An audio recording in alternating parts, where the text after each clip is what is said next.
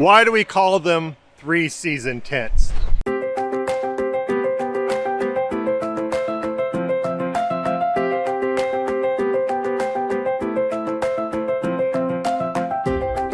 Howdy y'all, this is Mark from Camping Forge.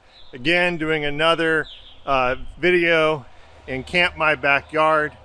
Quick insight if you haven't figured it out. I'm filming this during that time period when we were forced to shelter in place, and I just wanted to get out and share some tips with y'all. So when you start looking at camping tents, you'll notice they'll refer to them as you'll see 3-season tents, 4-season tents, sometimes even 2-season tents, and you might be wondering, what the heck does that mean? So the most common tent you're going to find is a 3-season tent. Those 3 seasons refer to our spring, summer, and fall.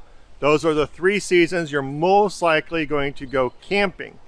Now, the reason for why we call them, or should say the difference between a 3-season and a 4-season tent, is really how rigid the tent will be sustaining against winds.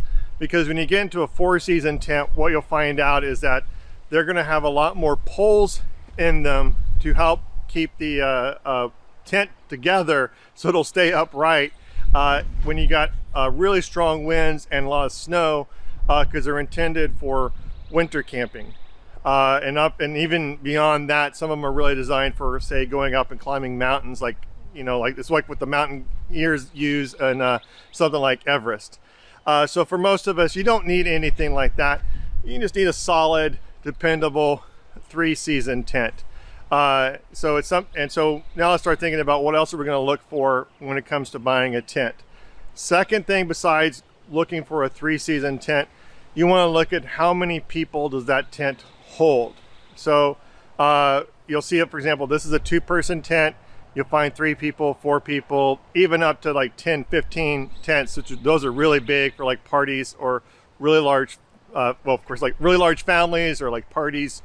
And the most important thing to remember when you're looking for a tent in terms of size is get a tent that is designed to accommodate at least one more person that's coming with you. And if you're tall like me, I'm about 6'4". I would go 2 people bigger because, for example, this 2-person tent, which I got just for me, it's pretty snug.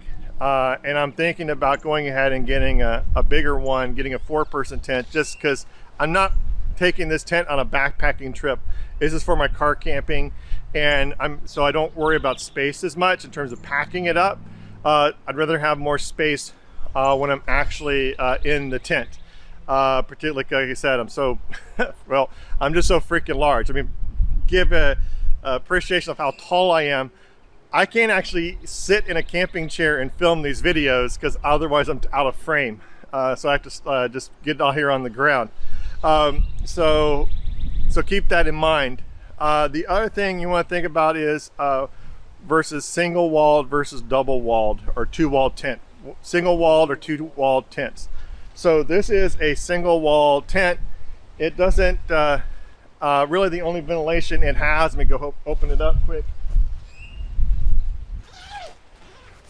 is this part right here. It's really just got the mesh here. So what, for example, if I was really getting in it, I would just open up the rain fly kind of here and let it in. It's the only ventilation in the tent. So because of that's one of the reasons why this particular tent wasn't very expensive. When you're actually, if you're going to be somebody who's going to go camping, make a serious commitment to camping, say you're going to camp 3 or 4 times a year, I would look, particularly if you're going to go in the summer, to go ahead and get a 2-walled tent. What you'll find is that they'll have a single-walled. It'll be very much like a mesh, like you just saw there.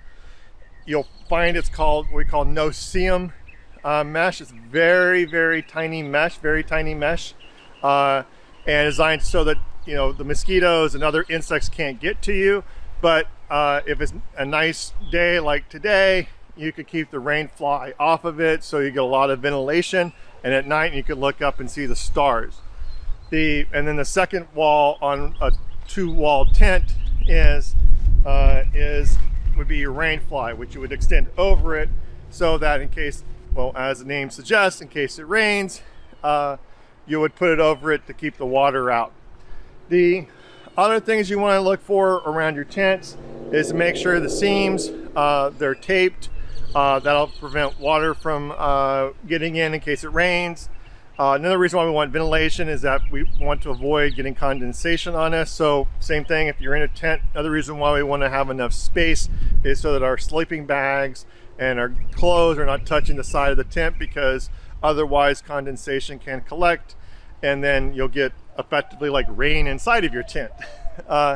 Another thing to look at in terms of your tent, you'll see what we'll call bathtub bottoms. What that means is that the flooring is designed so it folds up a little bit up the sides of the tent. Again, it helps prevent water from getting into your tent during a rainstorm. Other tents, they may have a footprint. That's something you put beneath the tent floor to protect it against from being ripped or cut by rocks and twigs and whatnot that's on the ground. Provides, again, another barrier against moisture. Can provide a little barrier, provide some warmth. If you don't have a footprint, you can bring a tarp with you and it'll do the same thing. Just make sure when you have your tarp down underneath your tent that it's underneath the tent. Otherwise, if you put the tarp and extends around you, what you'll do in a rainstorm is wake up and find out you have a moat around your tent. Moats are cool for castles. They're not really cool for tents. All right, if you've gotten any tips from this, I would love for you to subscribe to our channel. And I would like to know, in today's question, how many people would you ever plan to sleep together with in a single tent? Okay, and if you want any more camping tips, please head on over to our website at campingforge.com.